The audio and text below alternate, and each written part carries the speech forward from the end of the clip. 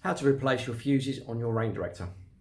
First of all, unplug the power and remove the data cable from the control unit.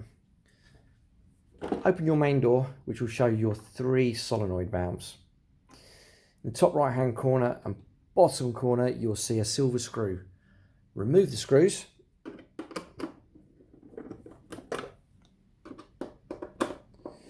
And that will open up a secondary door, show you the back of your PCB board.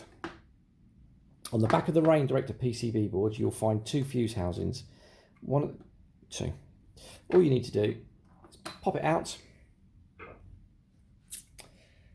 There you'll find the fuse. Just remove the fuse from the fuse housing and replace it with a brand new 630 quick blow glass fuse. I would recommend replacing both fuses just for peace of mind. Once you've replaced them, pop in your top screw and your bottom screw.